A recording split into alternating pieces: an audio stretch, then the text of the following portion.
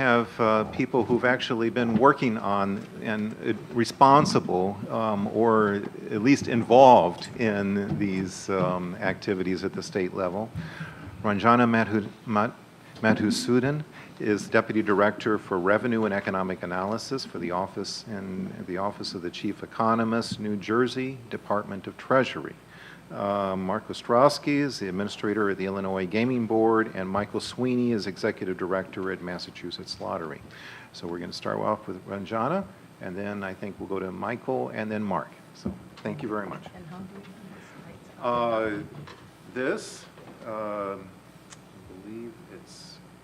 Okay, let them. Okay. All right. Good afternoon, everyone, and thank you, Rockefeller Institute, Lucy, Bob, Tom, and all the other good colleagues out there for putting together this great forum. And I think it's timely. The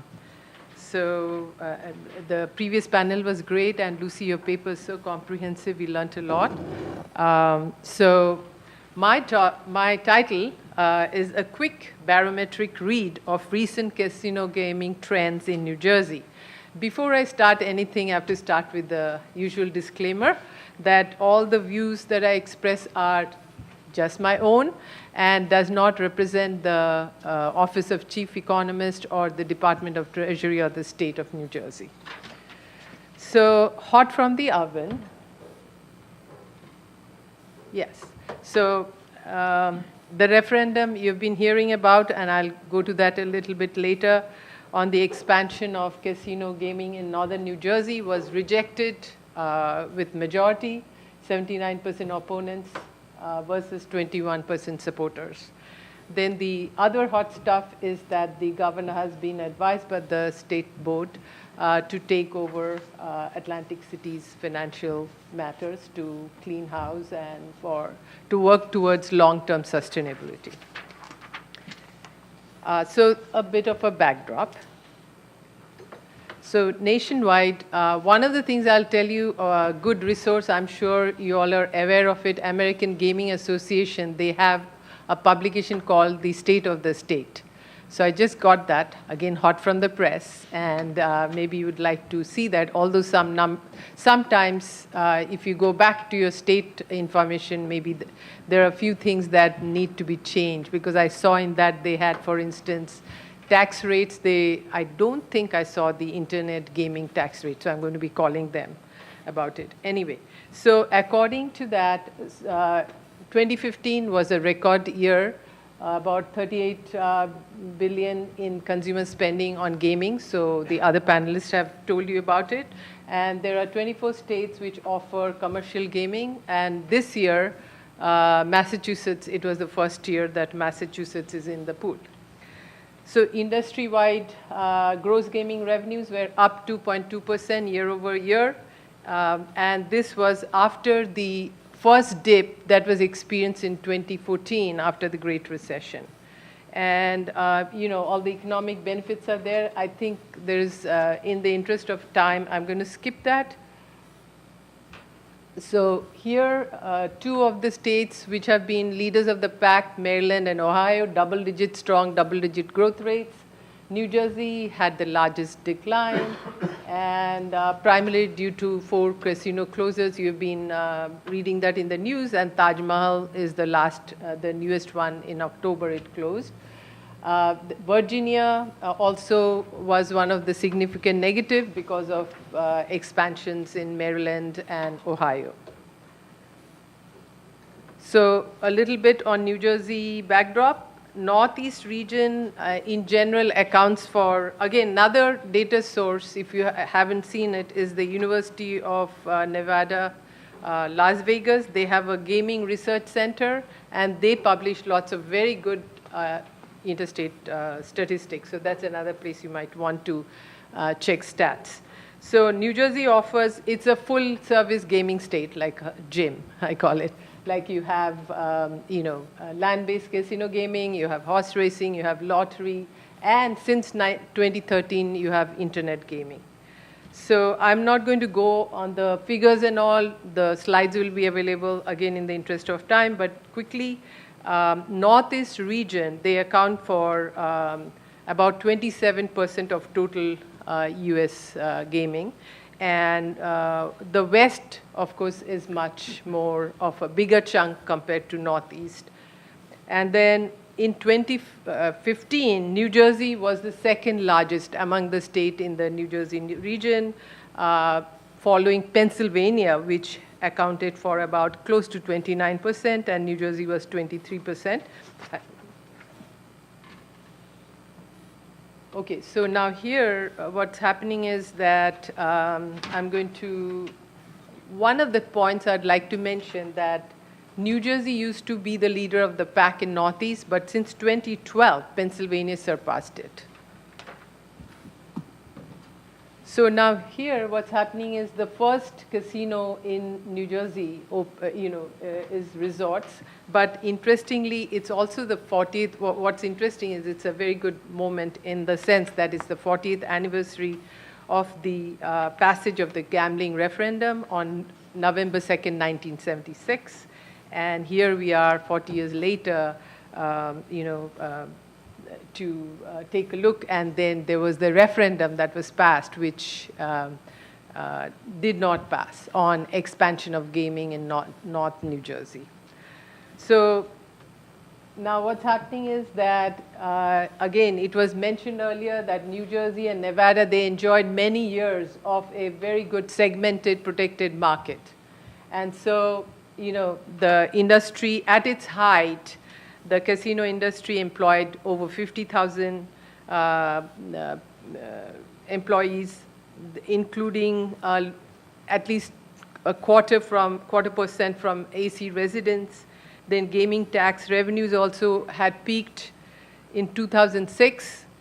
Then the city's rateable base also reached a record 20 billion. Now it's dropped to closer to 6.6 billion.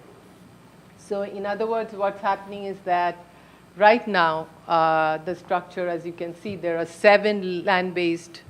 Ooh, time, you have a fast-ticking clock. Okay. So anyway, maybe I should skip this. You can see that slot machines are much more important, and recently internet gaming is in the picture. It's about 6%. Okay, I think I should skip this, but casinos, even though overall activity in the industry has been declining, casinos remain a critical economic engine for Atlantic City and the county, with spillovers in dining, lodging, and retailing, some of which the panelists have already spoken. And according to the New Jersey Department of Labor, the casinos are an element of the leisure, hospitality, and retail industry cluster identified, and it is a key industry in the state. Okay, these are the casino taxes and fees. And again, it's going to be on the slide, so don't have too much time on going, but the biggest chunk is the gross revenue tax, which is the 8% tax on brick and mortar casinos.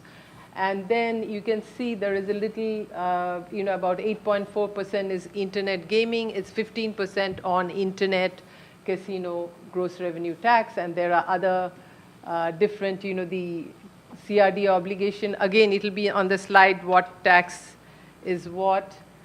So what are the issues now? So regional competition is the major problem.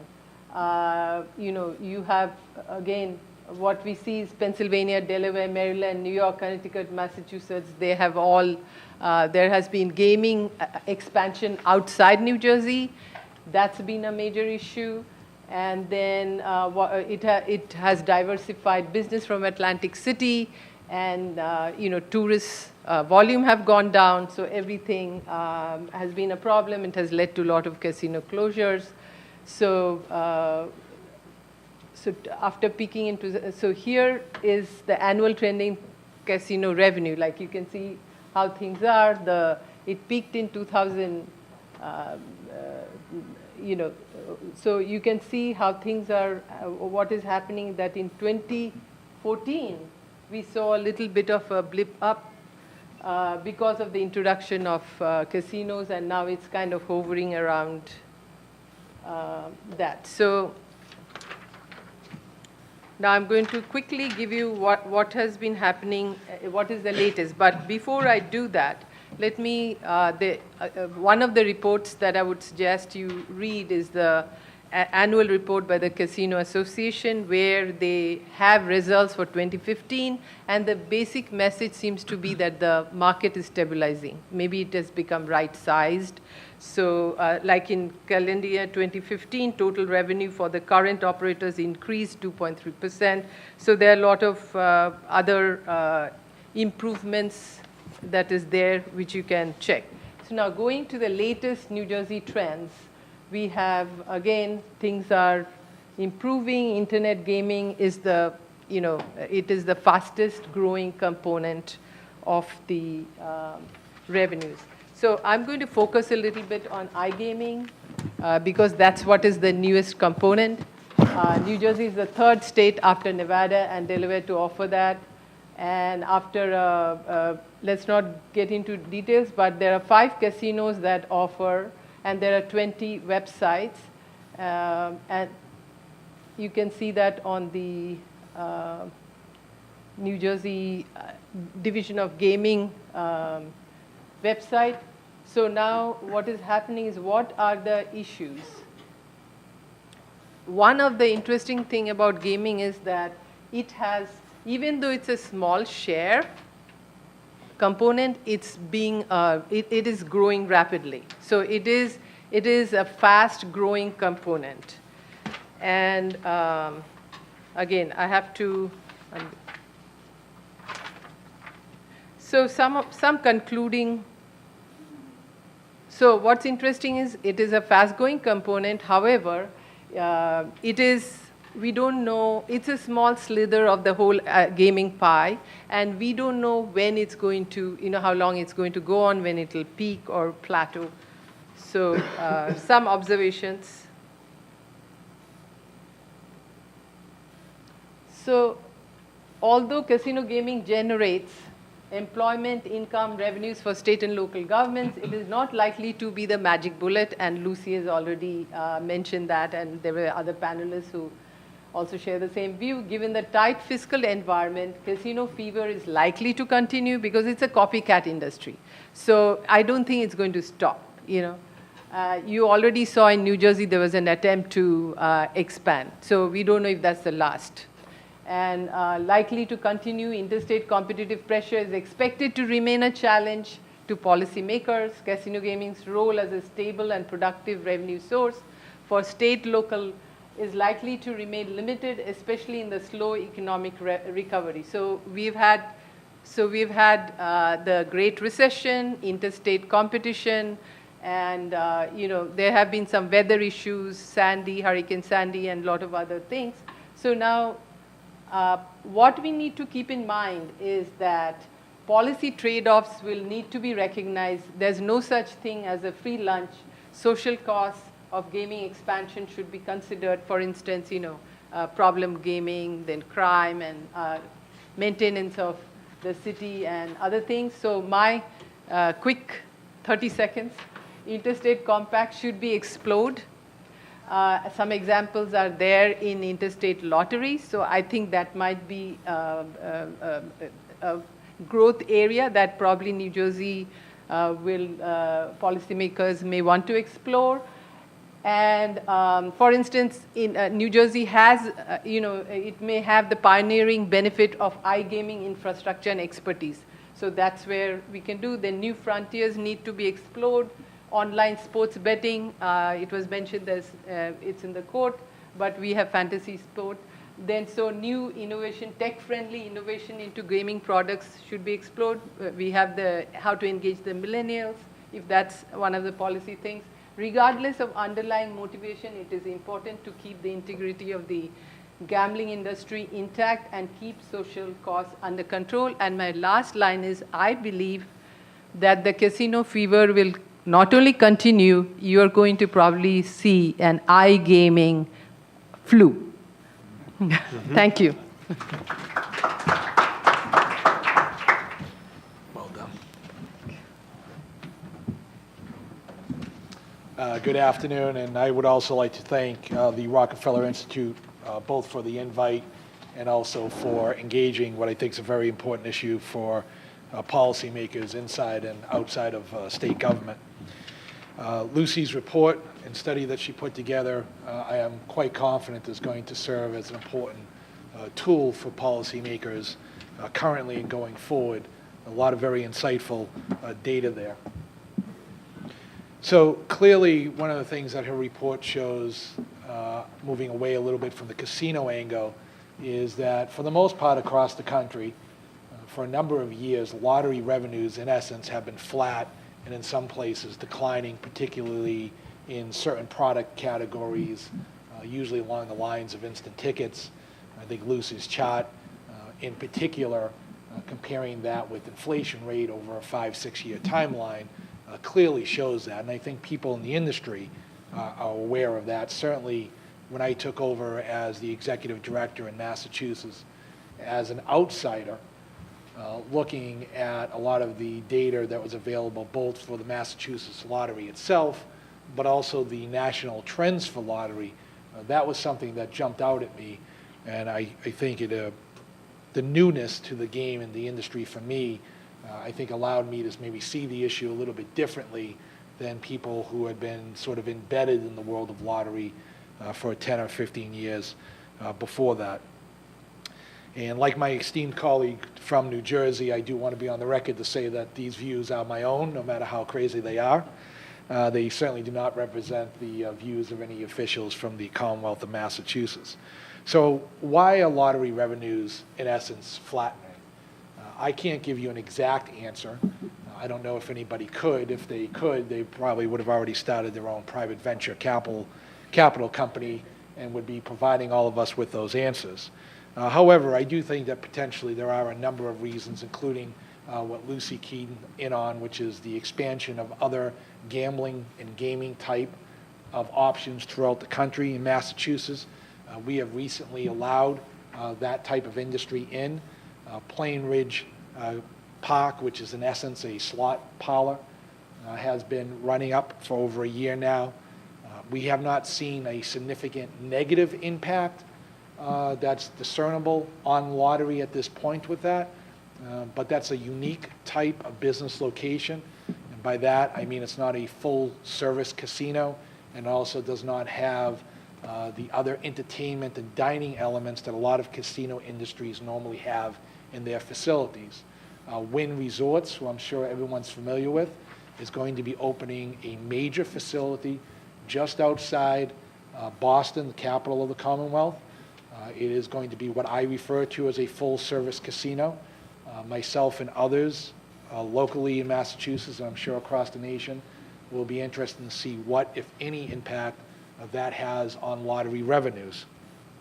And additionally, out in the city of Springfield in Western Mass, MGM is slated to open another casino within a couple of years. Another factor that I certainly think was at least touched upon today is the concept of social gaming, gambling and non-gambling and online fantasy sports. But one thing I wanted to introduce, at least here today with this group, was how much I think commerce and consumer preferences for commerce have changed. And I'll go through a number of these very quickly.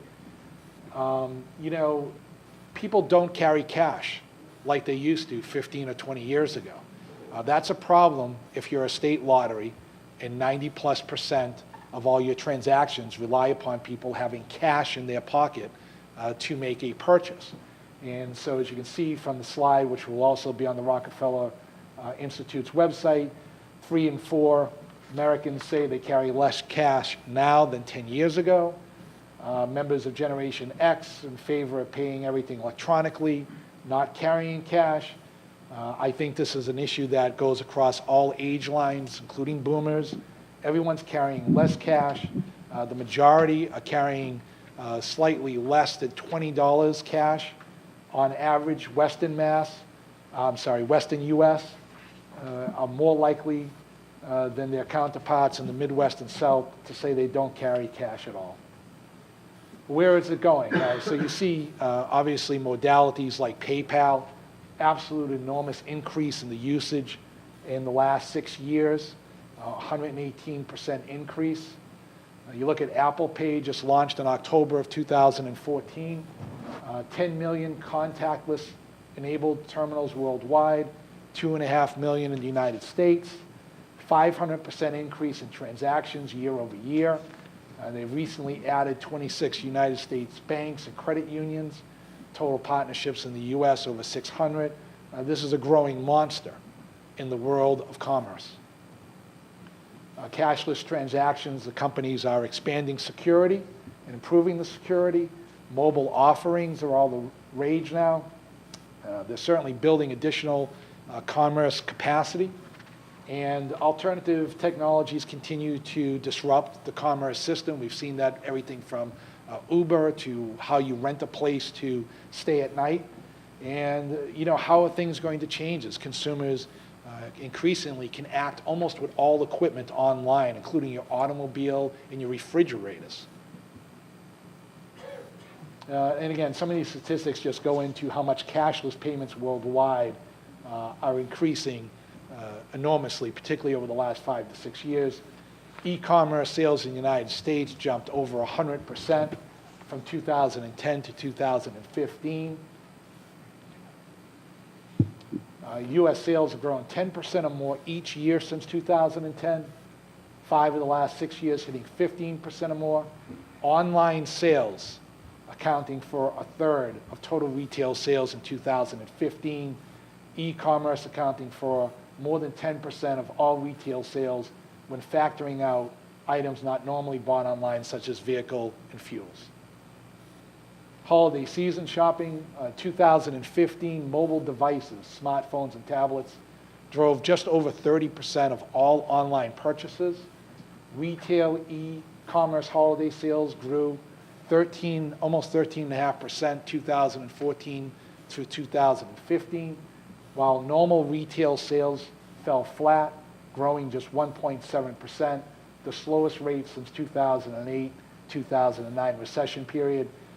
Nice quote from the 2015 holiday season, really crystallized the fact that mobile is here. Smartphone users in the United States, a 231% increase since 2010. Again, so how does all that relate back to lotteries, as I alluded to at the beginning? Well, there are about approximately 4 United States lottery currently offering what I call single ticket sales online. Delaware offers online casino-style games. The Virginia Lottery offers subscription sales. Minnesota Lottery temporarily had some online products for about a year and a half. And also, an interesting to note, in light of the information just presented, less than half of the 45 United States lotteries accept credit card payments for in-store purchases. Obviously, I would extend the terminology credit card payments to contactless payments.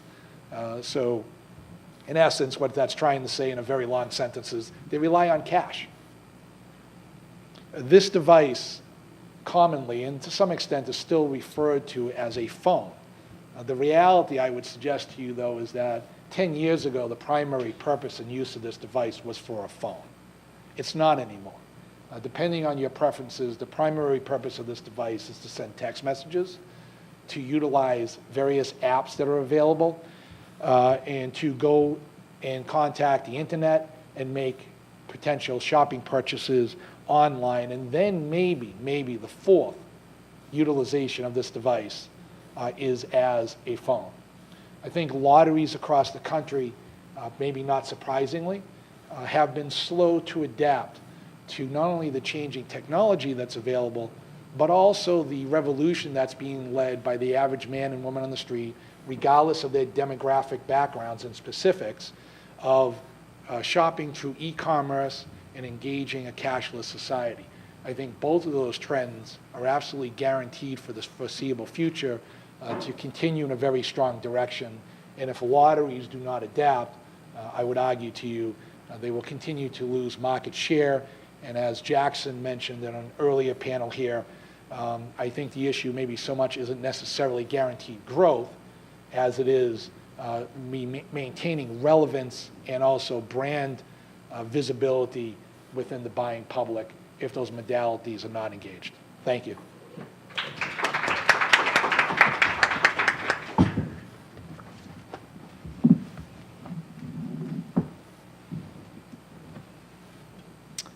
Good afternoon. My name is Mark Ostrowski, and I'm the director of the Illinois Gaming Board.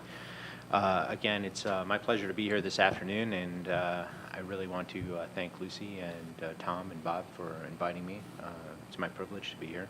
I'm going to talk to you a little bit today about where gaming stands in Illinois and how it has developed a little bit, and we'll comment maybe to the fact that Lucy's research really does show that some of what her data is indicating really has come true in Illinois. So we'll see if that'll change, but going forward, I think as some of the panelists have mentioned, there is still a desire for more gambling, and we will continue to see legislation pushing for increased gaming expansion, at least in the state of Illinois. So maybe before I can comment a little bit on the revenue trends, I can tell you a little bit about the history of Illinois gaming and kind of what we do and how we do it. The Illinois Gaming Board is a 5-member board made up of representatives from members of the community. They're the actual decision makers for what the Illinois Gaming Board does. We're a law enforcement agency within the state of Illinois. We have 280 employees that handle or deal with and provide regulatory and criminal law enforcement oversight to both riverboat gaming and video gaming within the state of Illinois. Riverboat gaming has existed since 1990 within the state, and video gaming has become operational in 2012. Riverboat gaming, there's 10 riverboats within the state of Illinois, and even though they're categorized as riverboats, they don't all look that way. We have 3 boats that are actually boats with different tiers. We have 3 barges where if you actually go onto them, they look land-based. And then we have 4 different facilities within Illinois where we call them boats in a moat or bathtubs. They basically dug a big hole in the ground, filled water into the hole, and slapped the gaming floor on top of it in order to meet legislative requirements. We have 5 different departments. We have an enforcement division that works out in the field. We have an investigative unit that looks at all of the background and history of any employee that wants to work in the Illinois industry. We have financial analysts, certified public accountants, and certified internal auditors who are going to look at how all of our different entities are capitalized. What are the sources of their funds? Do they come from bricks and mortar banks, or do they come from Joey's Spaghetti out on the street? We also have a legal division, and then we have our own administrative area as well. So in 2015, the state of Illinois collected approximately $500 million from riverboats, and those numbers are obviously down if you compare them to 2006. The state of Illinois had brought in about $717 million in tax revenue, and in 2007 had brought in $718 million in tax revenue. So overall, what we're seeing in the state of Illinois is that revenue is down, admissions are down, and some of that is due to a downturn in the economy, some of that is due to a smoking ban within the state of Illinois. But generally speaking, one of the things that has also affected riverboat gaming has been the implementation of video gaming within the state of Illinois. So right now, video gaming was passed as part of a capital construction program within Illinois in 2009. We had no infrastructure, no staffing, no ability to really get it operational. So we took a couple of years to figure out how to regulate it, how to oversee it, and see how we could provide regulatory and criminal law enforcement support. What we've learned is that it's complicated because we don't have the same structure and the same kind of ability as police officers to be able to oversee. In Illinois, you see with riverboat gaming, we actually have to be physically present to oversee gaming within the state. In video gaming, it's all connected. The machines are connected to one central system, and we use that central system more as an auditing and accounting mechanism, not as a surveillance resource, not as a security resource. We started in 2012 and actually went live with 65 machines at about 10 different locations. And here we are in 2016, and we right now have Grand total, let me tell you what it is. It's a lot. It's a lot of gaming. It's 5,684 locations that are operating 24,446 video gaming terminals, which are, essentially slot machines, or the same slot machines that are in our riverboats. And that makes Illinois, whether you know it or not, the largest video gaming jurisdiction in the world. And because we have positions in Illinois where the legislature devised a mechanism where not all machines are being played at the same time, each machine only counts as 9/10 of a position within the state. But if you translate, those different numbers of positions, into what we have at our casinos, you'd have 20 additional casinos within the state. So you technically right now have about 30 operational casinos within the state of Illinois, and it's gone from 10 to 30 in just 4 years. However, it's bringing in about maybe $275 million in tax revenue in the last fiscal year. So grand total for the state of Illinois is about $775 million. It's significant revenue for sure, but not the ultimate revenue solution to all the state's revenue problems. As you probably know, the state of Illinois has probably over $100 billion in pension debt, and has a great need to get a budget in place, has a great need to additionally fund education. So while it is quite a bit of revenue, it's not going to solve all of the state's problems. At the same time, there are other issues. We have problem gambling, as some of the panelists have mentioned, but we also have theft, we have cheating, we have money laundering, we have structuring, credit card fraud, we have kids in cars, pets in cars, narcotics, prostitution. So along with increased gambling also comes increased social problems. And it's even a greater challenge with video gaming because we're not physically present at these 5,600 locations. So how to police it, we have to coordinate with local law enforcement, and that can sometimes be challenging. I mean, in Illinois, we had an amusement industry where route operators ran great games for decades illegally, and so now to take an industry that historically had operated illegally for decades and legitimize it, there's some portions of the state where, it was just accepted as always occurring. So to have local law enforcement care about some of the activities that occur at video gaming locations is indeed challenging for sure. But, the question always arises is Illinois saturated, and do we have any room for additional gaming and therefore additional revenue? Like I said, 10 casinos, the equivalent of 20 casinos with video gaming, but the state of Illinois believes there is room for greater expansion, and in recent years we've had gaming bills that have proposed not only a Chicago casino, but 4 additional casinos throughout the state, slots at the 3 operating racetracks within the state, increased positions at all of the existing casinos, as well as online gaming. So that has not really come to be in Illinois because of differences between the administration as well as the General Assembly, but also because there's different lobbying groups that, the riverboat industry tends to be challenged by the video industry, and they compete with each other.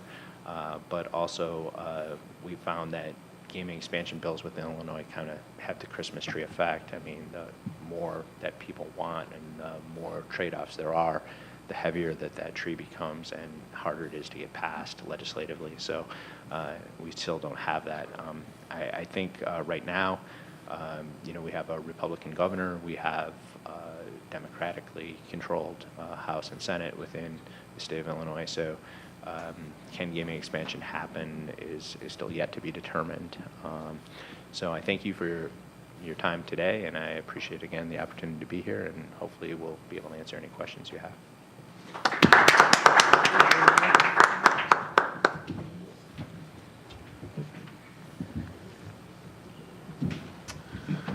Right. Do we have any questions? Be sure to write them down if you have any questions you want me to ask of the panelists. Thank you very much. These are really good, uh, getting these diverse perspectives from across the country. I was wondering, one of the things, Mark, you brought up some issues on sort of what are the possible social and economic costs of of gaming and gambling. Does Illinois or any of the other states, I guess, try to monitor or systematically assess what kind of costs there are with respect to gaming? Is there anybody responsible for that, or even from time to time? We really don't have anybody that is analyzing it, and it is definitely a challenge because, you know, as some of the panelists have mentioned, there's a lot of set-asides that are put in legislation and has been put into place with riverboat gaming. Yeah. However, with video gaming, we've been very active to try to implement a problem gaming solution for video gaming. As most of you may or maybe don't know, there's not a jurisdiction in the world that has a video gaming self-exclusion program. And it's definitely a challenge because, you know, there's all kinds of things that are thrown out by the public, like, you know, just swipe a driver's license at a machine. Yeah. That technology doesn't exist. It seems like that would be easy to implement, but it's not, because you would have to coordinate different Secretary of State's offices or driver's license offices with different jurisdictions throughout the world in order Right. to have those be coordinated. So we don't have anybody that monitors it, and we think it needs to be addressed for sure. So just quickly, about approximately $1.5 million, give or take, each year from just lottery revenues are redirected towards trying to specifically address areas of problem gambling. Okay.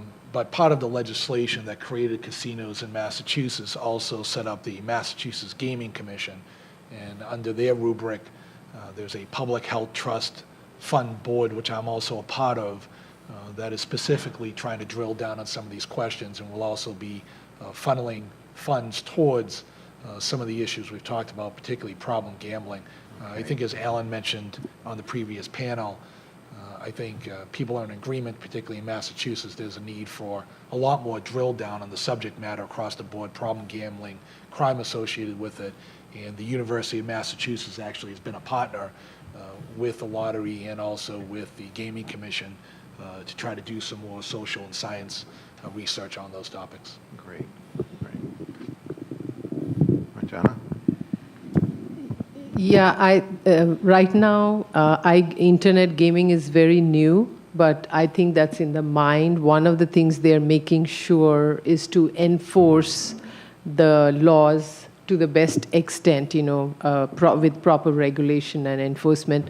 But there is that Gambling Anonymous. I have seen some stuff written on that. And then last Governor Whitman, during her time, there was a Racing Industry Study Commission in which, you know, I had done the research, and this was one of the issues that was mentioned, that social costs are important to track. And so that's where things are. Thank you. All right. We do have a question regarding Illinois. Given the number of gaming machines, do you have a legal minimum return to player? And if so, how is this enforced? So. No, there isn't a legal minimum return to the player. Okay. No, there are, you know, minimum bets and minimum amounts that have to be, you know, that are wagered, but Okay. no minimum returns. There's no maximum stopgap No. either. It's okay, so they can. Interesting. I was wondering,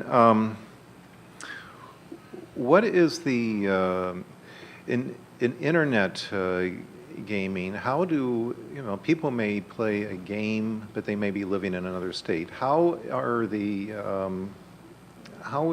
revenues dealt with when there's some sort of trafficking across state lines?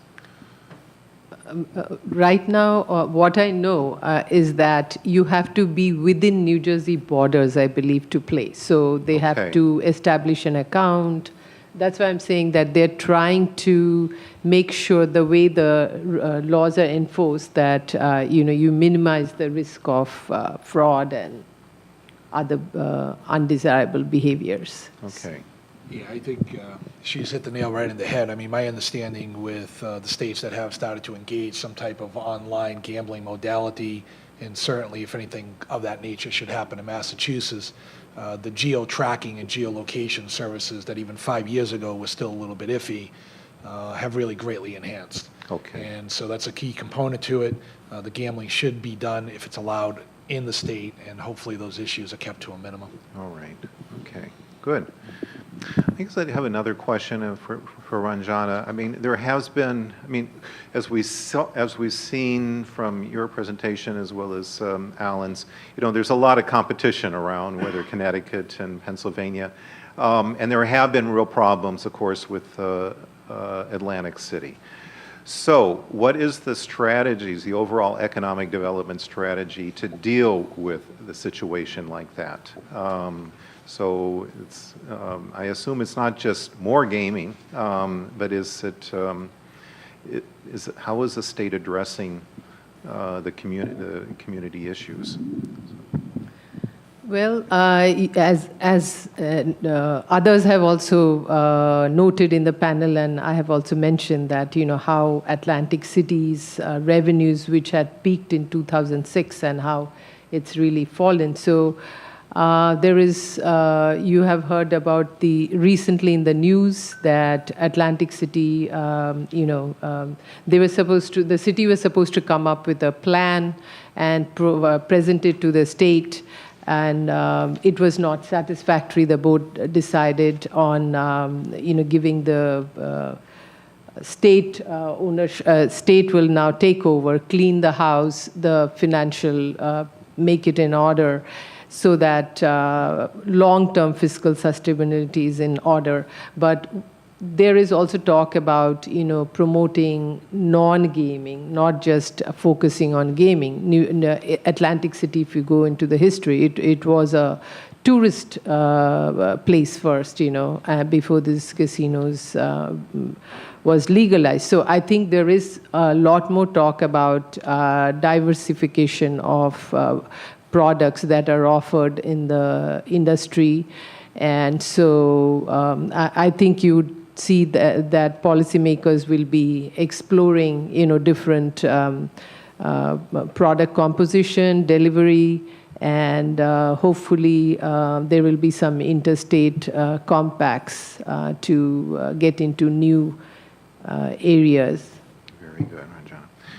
All right. Any comments, any last comments or points anybody want to make? So, if not, I just want to thank everybody, all of our panelists, Lucy, and our audience as well as the National Press Club and our wonderful RIG staff. Thank you very much.